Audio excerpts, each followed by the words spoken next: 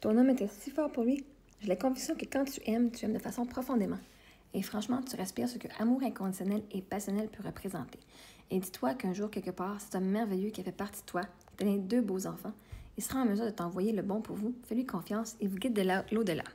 Merci beaucoup, Isabelle. C'est vraiment super touchant ce que tu me dis ce soir.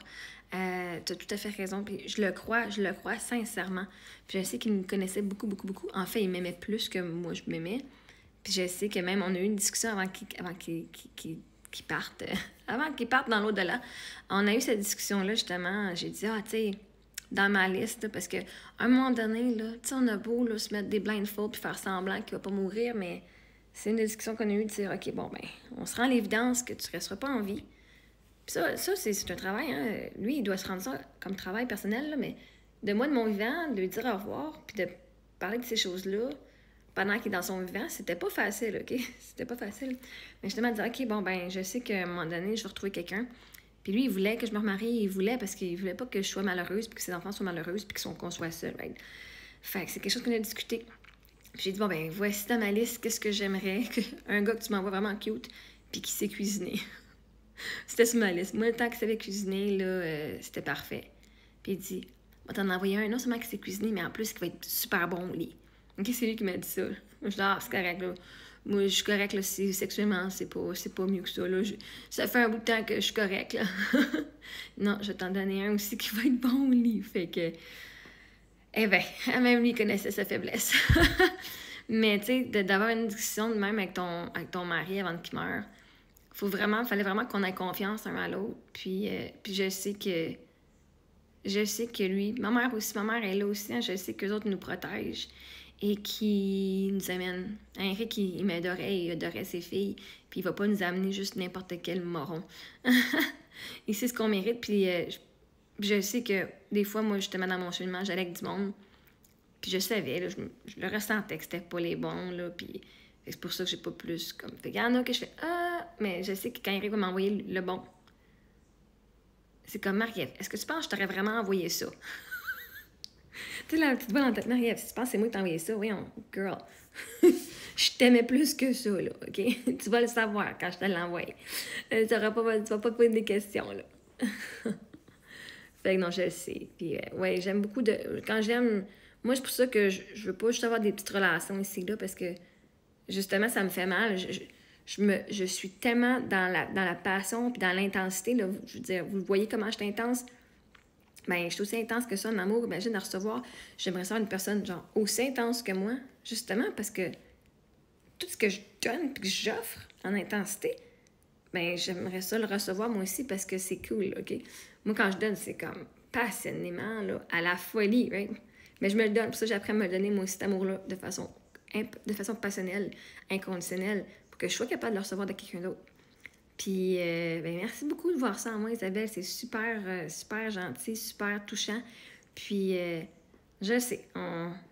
Puis, quand Eric va m'avoir envoyé, quand je vais être ouverte, donc encore une fois, je suis encore... Non, je suis pas encore prête, là, mais quand Eric, ma mère, puis Dieu vont savoir que là, c'est le temps, il n'y a rien que je vais pouvoir faire, ça va être le temps. Right? Quand tu es sur la bonne fréquence, là, il n'y a rien. Il n'y a rien que tu peux faire. Des fois, il n'y a rien que tu peux faire qui va faire que les choses vont fonctionner, mais des fois, il n'y a rien que tu vas faire qui va faire que ça ne fonctionnera pas. Fait que ça, c'est excitant. C'est quand même excitant. Fait que oui, des fois, j'ai comme des appréhensions, mais c'est pas des appréhensions genre full, genre j'ai peur de mourir. C'est des appréhensions genre OK, je sais que je vais tellement aimer encore de façon passionnelle que ça me fait peur parce que la façon que j'ai aimé Eric, c'était intense. Mon cerveau c'est très, très, très protégé dans sa douleur dans les dernières années. Puis, c'est très protégé, mais je l'ai vécu aussi beaucoup. Puis c'est ça qui me fait peur. Ça me fait peur d'avoir un beau couple puis une belle relation comme j'avais avec Eric. Puis de pas savoir quand ça va finir. Celui-là, j'ai pas peur d'être en relation. J'ai pas peur de me faire aimer. J'ai pas peur de donner. J'ai pas peur de... Mais...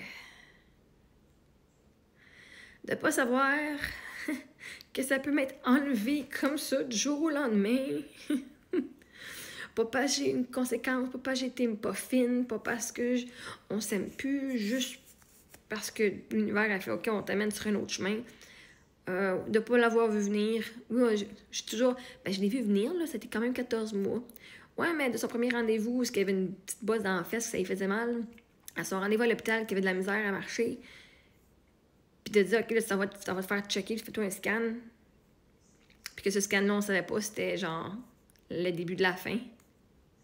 Cette semaine, j'ai comme eu du recul là-dessus, puis ça a fait comme... Oh, c'était un choc. Je peux pas dire que c'était un choc. Je fais, ah ben non, mais je l'avais comme lu, là. Hein, je suis en train de me convaincre que c'était pas un choc, mais c'était un fucking choc. Parce que, oui, c'était sur 14 mois. Puis je suis dans l'espoir et tout, mais en même temps, quand tu regardes les faits, c'est que il y avait le cancer. Cette journée-là, c'était... On a su qu'il y avait ça. Il aurait aussi bien pu nous dire, ben l'année prochaine, il va mourir, right? À la place, on s'est pas fait dire ça, parce qu'on savait pas. Fait que, yeah. Une journée, une décision d'un docteur, la physio, elle aurait quand même pu... Je m'excuse, j'embarque là-dedans, là, mais... La physio a travaillé 2 mois sur sa fesse. 2 mois, 3 fois par semaine. Ok, là, j'embarque dans une autre histoire, mais c'est ça.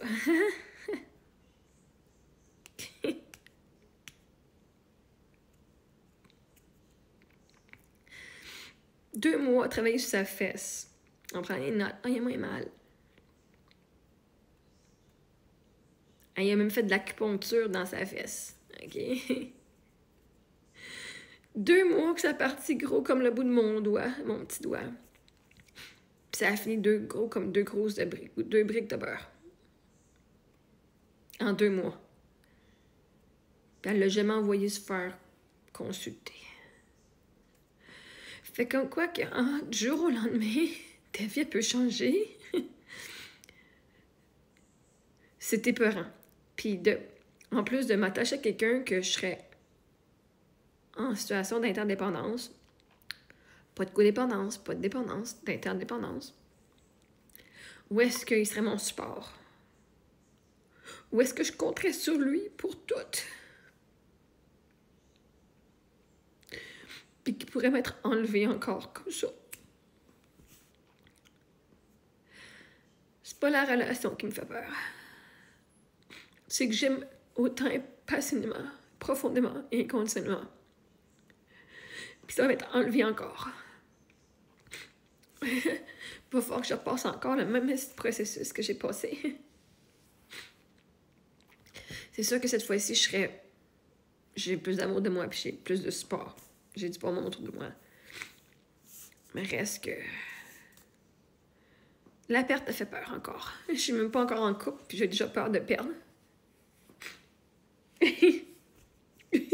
Parce que là, il va être aussi incroyable que je l'imagine.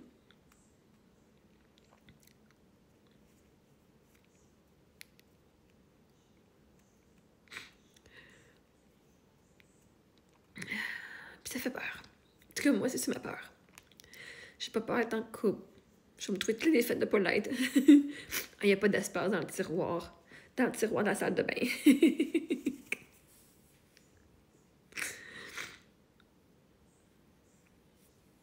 Mais la réalité, c'est que j'ai plus peur de perdre une personne que j'aime vraiment fort. Même si je sais qu'on peut pas les perdre, leur amour, on peut pas le perdre. On peut pas perdre nos souvenirs d'eux autres.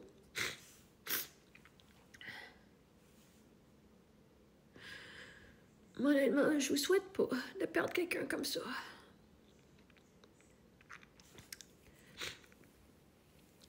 Ma mère est morte, mon mari est mort. C'est un petit peu too much, là. Fait que, en n'étant pas en couple, ben, je me sauve de ça. Fait que oui, je me sauve de perdre.